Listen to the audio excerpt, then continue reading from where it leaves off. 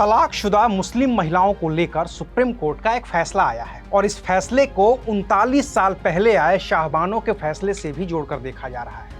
लेकिन इन दोनों केस को एक साथ जोड़ देने से कई ऐसे सवाल खड़े हो गए हैं जिनके जवाब की तलाश जरूरी है। उदाहरण के तौर पर सवाल ये है कि क्या सुप्रीम कोर्ट का हालिया फैसला संसद के बनाए कानून के खिलाफ है जो 38 साल पहले राजीव गांधी ने बनाया था।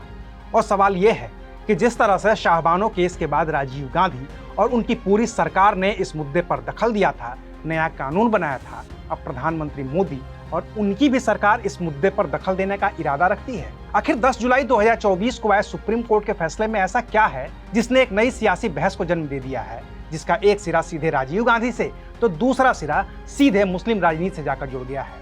आज बात करेंगे विस्तार से। नमस्कार, मैं हूं अविनाश और आप देख रहे हैं अनकट।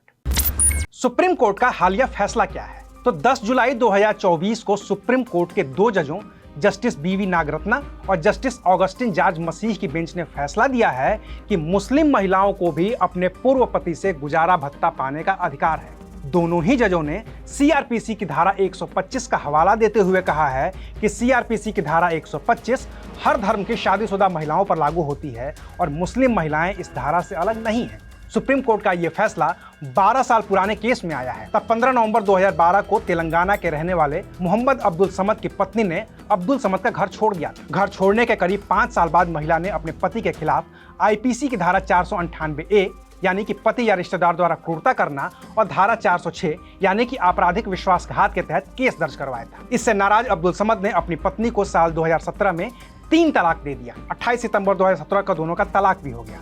फिर महिला ने फैमिली कोर्ट में याचिका दाखिल की और कहा कि सीआरपीसी की धारा 125 के तहत उसे पूर्व पति अब्दुल समद से गुजारा भत्ता चाहिए। 9 जून 2023 को फैमिली कोर्ट ने अब्दुल समद को आदेश दिया कि वो अपनी पूर्व पत्नी को हर महीने 20,000 रुपए गुजारा भत्ता दे। लेकिन अब्दुल समद फैमिली कोर्ट के फैसले के खिलाफ तेलंगाना हाई कोर्ट चले गए। तो तेलंगाना हाई कोर्ट ने भी फैमिली कोर्ट का फैसला बरकरार रखा, बस गुजारे भत्ते की रकम 20,000 से घटाकर 10,000 रुपए महीना कर दी। तो अब्दुल समद सुप्रीम कोर्ट चले गए।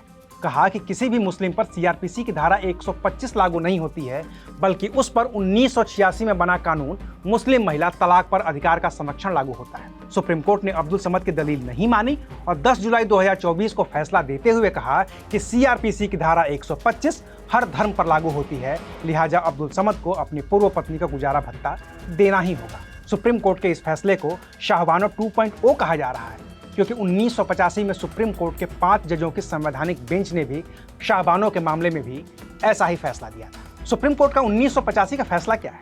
इंदौर की रहने वाली शाहबानो को भी उनके पति मोहम्मद अहमद खान ने 3 तलाक दे दिया था। अपना और अपने 5 बच्चों का भरण पोषण करने के लिए शाहबानो अदालत की चौखट पहुंची और सीआरपीसी की धारा 125 के तहत अपने पूर्व पति से गुजारे भत्ते की मांग की। 1985 में यह मामला सुप्रीम कोर्ट तक पहुंचा और सुप्रीम कोर्ट में तत्कालीन chief justice Y V Chandrachud की अध्यक्षता वाली 5 जजों की पीठ ने फैसला शाहबानो के पक्ष में सुनाया। तब chief justice V Y Chandrachud, justice Ranganath Mishra, justice D A. Desai, justice O Chinnappa Reddy और जस्टिस ई.एस. वेंकट चलैया ने 23 अप्रैल 1985 को फैसला दिया कि मोहम्मद अहमद खान को सीआरपीसी की धारा 125 के तहत अपनी पूर्व पत्नी शाहबानो को गुजारा भत्ता देना ही होगा। तब ये रकम 179 रुपए 20 पैसे तय की गई थी। लेकिन तब मुस्लिम पर्सनल लॉ बोर्ड ने सुप्रीम कोर्ट के फैसले का विरोध किया, शरीयत में दखल का हवाला दिया और तत्कालीन प्रधानमंत्री राजीव गांधी को मुस्लिम वोट बैंक के छिटकने के डर से सुप्रीम कोर्ट के बनाए कानून को पलटने के लिए संसद में कानून बनाना पड़ा।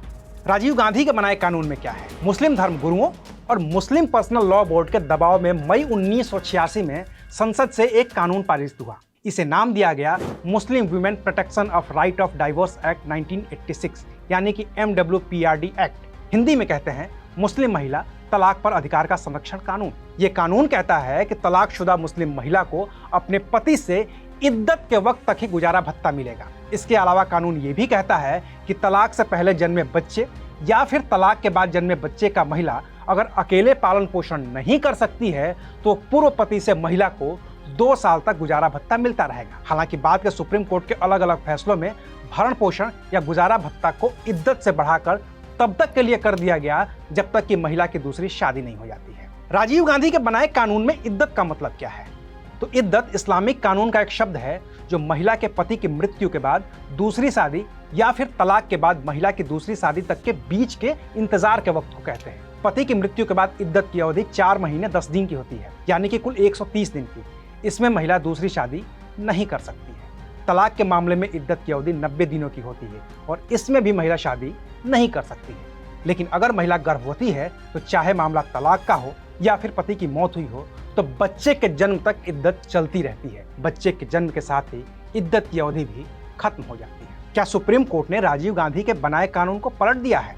अब 10 जुलाई 2024 को सुप्रीम कोर्ट का जो फैसला आया है, उससे ये सवाल पूछा जा रहा है कि क्या सुप्रीम कोर्ट ने राजीव गांधी के बनाए कानून को पलट दिया है जो 1986 में बना था? तो इसका जवाब है नहीं। 10 जुलाई के फैसले से पहले भी साल 2001 में डेनियल लतीफी बनाम भारत संघ के केस में सुप्रीम कोर्ट ने 1986 के कानून को मान्यता देते हुए बदलाव किया था कि भरण पोषण तब तक मिलता रहेगा जब तक महिला दूसरी शादी न कर ले। फिर 2009 में भी सुप्रीम कोर्ट ने कहा कि महिलाओं को भरण पोषण की राशि तब तक मिलती रहेगी जब तक उनकी दूसरी शादी न हो जाए। अपने अलग अलग फैसलों में सुप्रीम कोर्ट ने हमेशा यह साफ किया है कि 1986 का कानून सीआरपीसी की धारा 125 पर किसी तरह की रोक नहीं लगाता है, लिहाजा मुस्लिम महिला को सीआरपीसी की धारा 125 के तहत भरण पोषण मिलता रहेगा।